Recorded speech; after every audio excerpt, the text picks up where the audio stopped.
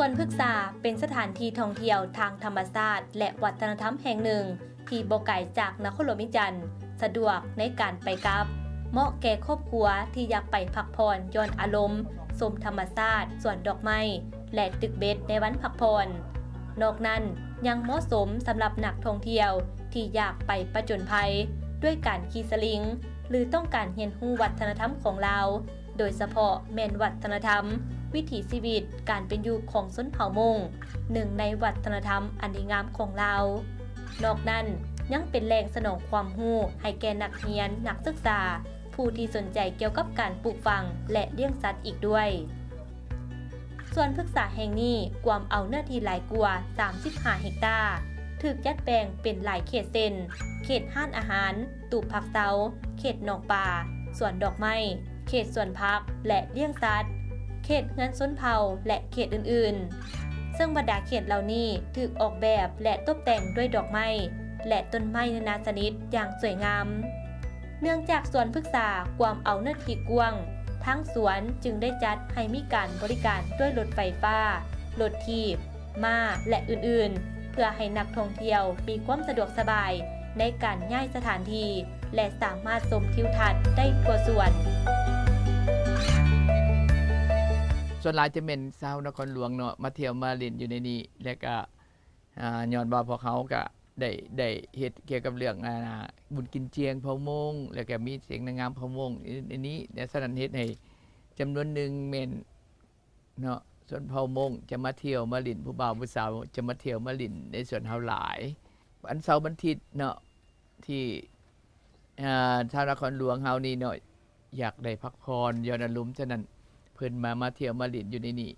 ย้อนว่าพวกเขามีบ่อนที่ให้เพิ่นพักผ่อนแล้วก็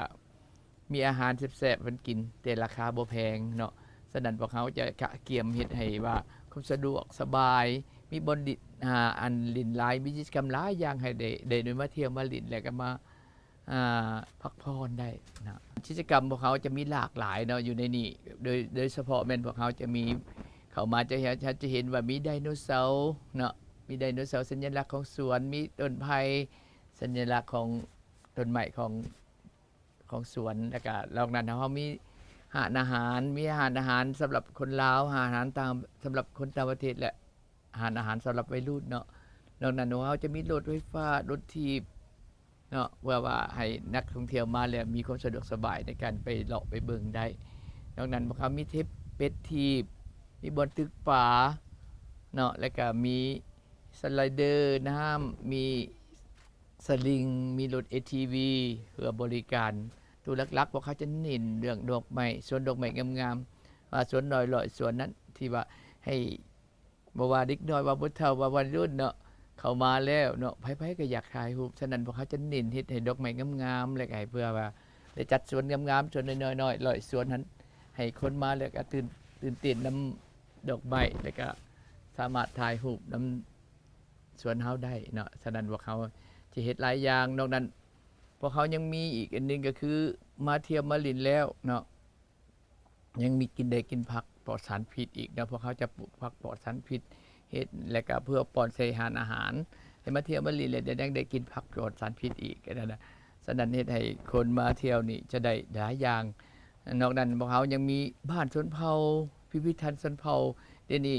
มาดินมื้อนี้พวกเขาสามารถมาถ่ายรูปอยู่ในพิพิธภัณฑ์ชนเผ่าได้เลยและมีเครื่องนุ่งให้คนมาลินมาเที่ยวแล้วสามารถเช่าเครื่องนุ่งและถ่ายรูปเนาะเพื่อต้อนรับปีท่องเที่ยวลาวจีน 2019 นี้ทางสวนได้มีการเตรียมความพร้อมทางด้านการบริการที่พักนอกนั้นยังมีการพิมพ์ป้ายต่างๆเป็นภาษาจีนเพื่อความสะดวกให้แก่นักท่องเที่ยวจีนพร้อมทางการเกี่ยมบุคลากรที่จะนำเสนอฮิตของประเพณีของลาวเพื่อให้นักท่องเที่ยวได้รับชมเรียนรู้วัฒนธรรมฮิตของประเพณีของคนลาว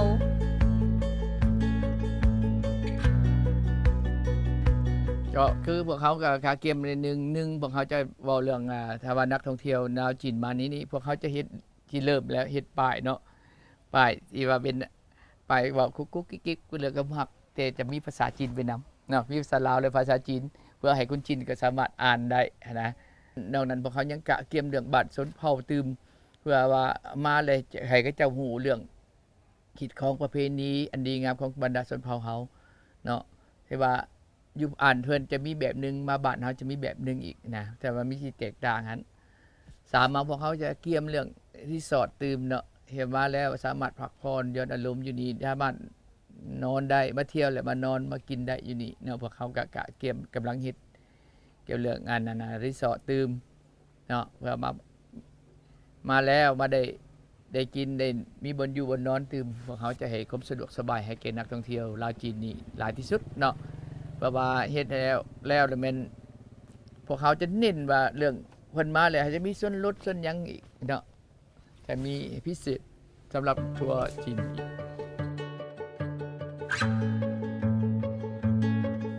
เพื่อเฮ็ดให้นักท่องเที่ยวเข้ามาเที่ยวชมสวนพฤกษาหลายขึ้นท่านผู้วงก็ได้มีการจัดกิจกรรมเพิ่มเติมในวันสำคัญต่างๆของชาติของสากลก็คือของจีนโดยได้มีการเชิญเอานักธุรกิจจีน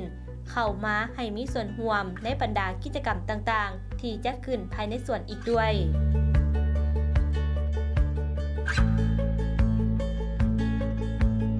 ในโอกาสที่ว่าปีนี้เป็นปีท่องเที่ยวแล้วจีนเนาะกับพวกเขาก็ผ่านมาพวกเขาก็ได้เฮ็ดวิธีกินกุดจีนเนาะ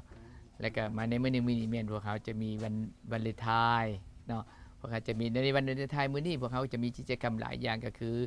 มีให้ดาๆนางสาววันนี้เนี่ยแม่นมาโซโตแล้วก็เฮ็ดกิจกรรมเล็กๆน้อยๆมื้อนี้และในนอกนั้นพวกเขายังมีศิลปะพมงจะมาแสดงเพื่อว่าเฮ็ดให้ไม่มีบรรยากาศในวันวาเลนไทน์พวกบอมนั้นพวกเขาก็ยังมีขายดอกไม้ดอกกุหลาบอย่างต่างๆเพื่อว่าเฮ็ดให้พี่ผู้บ่าวสาวมาเที่ยวมาเล่นสามารถซื้อได้มอบให้กันได้เนาะแต่พวกเขาก็จะเฮ็ดให้ว่ามีวันวาเลนไทน์มีความหมายคือพวกเขาผ่านมาพวกเขาก็เกี่ยมในวันวาเลนไทน์กับวันกุชินนี่ก็คือพวกเขาจะเฮ็ดให้สวนดอกไม้เฮาคือเห็นทางหลังนี่แหละพวกเขากำลังเฮ็ดให้มีดอกเนาะดอกตะเวนแต่บานใหญ่สุดในมือนี้เลยเนาะเพราะว่านักท่องเที่ยวในมื้อนี้พวกเขาจะมีชิงโชคอีกอันนึงก็คือเวลานักท่องเที่ยวเข้ามาจะมีการปอนบัตรเนาะพวกเขาเอาบัตรนั้นจะชิงโชคเอาค้ำเอาของที่ระลึกต่างๆมาจากของส่วนเฮาฉะนั้นพวกเขาจะถือว่าตอนบ่ายๆนิดนึงพอจะได้จับทุกสลากตื่มอีกนึงเพื่อว่าเฮ็ดให้มาแล้วมีการตื่นเต้นมีการลุ้นโชคนำเนาะคือพวกเขาก็คือบางแล้วนี่เนี่ยครับกิจกรรมก็คือเฮาเฮ็ดเป็นกินกุจีนนั่นแหละนะจีนหรือว่าอาจจะมีวันสำคัญใดๆนึงที่ของจีนแล้วก็อาจจะเชิญแขกจีนมาบางนึงผู้ดีเพิ่นแขกจีนเพิ่นก็มาเพิ่นจะเปิดมื้อกินกุจีนก็มีแขกจีนมาหลายฉะนั้นเฮาก็จะเปิดแบบนั้นเนาะวันสำคัญต่างๆก็สิเฮ็ดแบบเดียวกันเนาะว่าในนี้พวกเขาก็มีแผนแล้วนะวันที่8เดือน3ก็คือพวกเขาก็ได้เกียมว่าในมื้อนั้นพวกเขาจะปลูกดอกไม้ดอกตอกให้มันตื่มกะเกียมดอกตะเวนเดี๋ยวนี้ดอกตะเวนนี่มันจะเฮาคิดว่าดอกตะเวนอยู่ในนี่มันอยู่ได้อีกประมาณทิศนึงทิศปลายมันก็ล้นแล้วแฮวไปแล้วแต่ว่าเฮาก็กะเกียมสุดใหม่เพื่อให้วันที่8เดือน3เฮ็ดให้ว่ามื้อวันไม่ยิงหันเนาะจะมีการแสดงมีการเดินแบบของนางงามฮอร์โมนนางงามชนเผ่าของบรรดาชนเผ่างานเดินแบบของบรรดาชนเผ่าต่างๆแล้วก็มีฟ้อนต่างๆแล้วก็มีการแสดงหลากหลายฉะนั้นผู้ใดเนาะที่ว่าอยากมาเที่ยว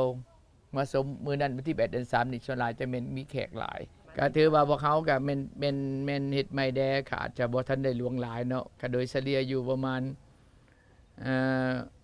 เนาะพวกเขาก็มื้อละโดยเฉลี่ยเนาะธรรมดาก็มาอยู่ประมาณ60มื้อธรรมดาก็60คนเนาะแต่มื้อวันเสาร์วันอาทิตย์200-300คนเนาะก็400-500ก็มีเนาะฉะนั้นพวกเขาก็ยังบ่ทันหลวงหลายดอกแต่ว่าข้าพเจ้าก็ภูมิใจแต่ว่าที่มาเฮ็ดอยู่ในนี้แม่นบ่หวังได้กำไรอยู่แล้วเนาะเฮาก็ต้องได้เอาเงินที่ว่าพวกเขาสะสมไว้ก็เพื่อมาจ่ายให้พนักงานอยู่นี้เพราะว่าข้าพเจ้าเฮ็ดสวนอยู่นี้ก็อยากมาว่าแม่นนอกจากที่ท่องเที่ยวแล้วยังหาเวียกเฮ็ดงานทำเนาะให้ไทบ้านนี้โดยเฉพาะเป็นชนเผ่าโดยเฉพาะเป็นอีกนึงก็คือชนเผ่ามงนี่ได้มาเฮ็ดเวียกมาหาอยู่หากินอยู่นี่เมื่อก่อนเขาเจ้าจะเป็นเล่ร่อนเนาะแต่ว่าพวกข้าพเจ้าก็ภูมิใจที่ว่าได้เป็นส่วนหนึ่งที่ประกอบส่วนให้แก่สังคมเฮ็ดให้แก่1มีบ่อนท่องเที่ยวมีบ่อนทัศนะ ตัวที่3ก็คือรูปร่างของทุกอย่างให้ประชาชนส่วนพฤกษาตั้งอยู่บ้านด่านซีเมืองนาไซทองนครหลวงเวียงจันทน์เปิดให้บริการทุกวันเริ่มแต่เวลา 9 โมง ถึง 18 โมง